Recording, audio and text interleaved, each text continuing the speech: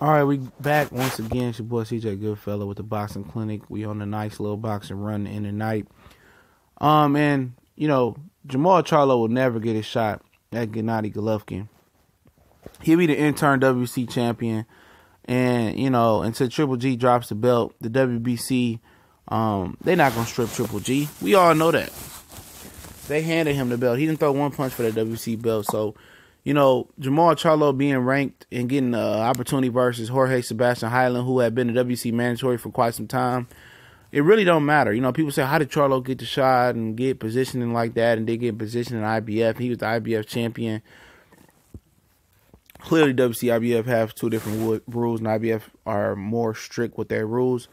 But for me, it's just a shot he ain't going to get, man. He be better off. I mean, it ain't nothing he can really do right now. You can go for the WBO and try to rank there and move up in the rankings.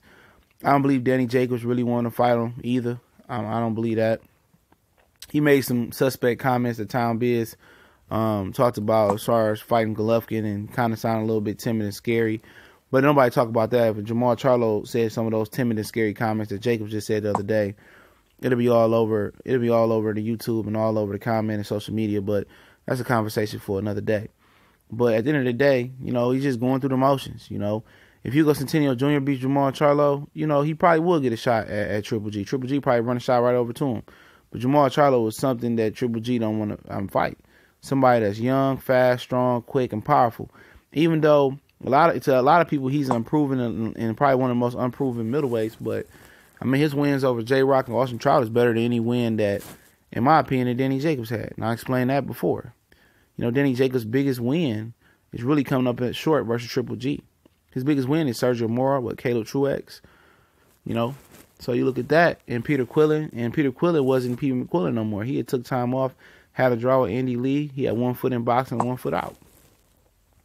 But at the end of the day, this the hand he dealt. He just had to go through the motions. The WBC isn't going to make Triple G do nothing but make him. They ain't gonna make him do nothing. They gonna want him to fight Canelo Alvarez so they can collect the check. That's why they want him to have that title belt. So they can get 3% from Canelo, 3% from Triple G out of the purse. It's a money thing. Jermall Charlo doesn't generate the money that a Triple G and Canelo fight would. So, 3% of everything they making, 6% altogether, yeah. WBC don't give a fuck about Jermall. He's just a figurehead. He's just for show. That interim title belt don't mean nothing. It don't. And, hopefully he knows that. And, he's on the wrong side of boxing, politics, and business. Most of the top middleweights have a fight deal or an affiliation with HBO. Danny Jacobs, Triple G, Canelo Alvarez, Demetrius Andrade. Sergey Shevchenko don't bring nothing to the table right now. He's an IBF mandatory, but, he could be fighting Andrade for the IBF vacant title if the IBF do the right thing and strip Triple G for fighting Vanes Martirosyan against their wishes. So for Jermall Charlo, it's going to be a long time coming. He's going to have to play the waiting game just like Earl Spence going to have to play the waiting game. Just like Deontay going to have to play the waiting game. The business of boxing is really messing up boxing right now. It's protecting the guys that need to be out there putting it on the line.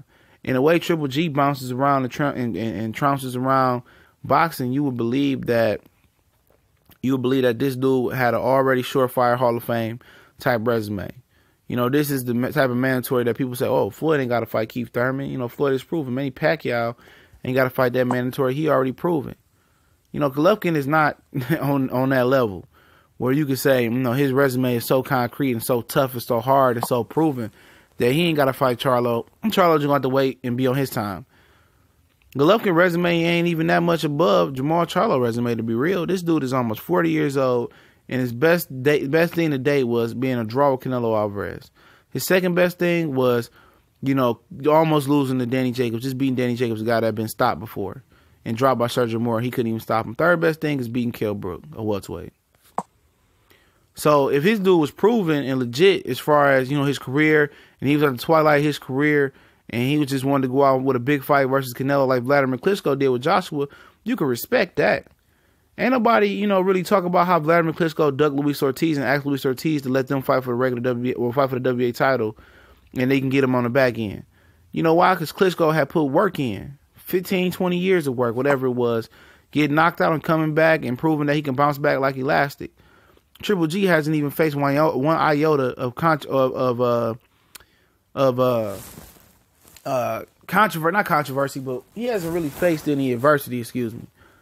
Ain't a real adversity. I mean, almost losing to Danny Jacobs and a draw with Canelo, I guess, would be the adversity. But at the end of the day, I mean, what is his marquee?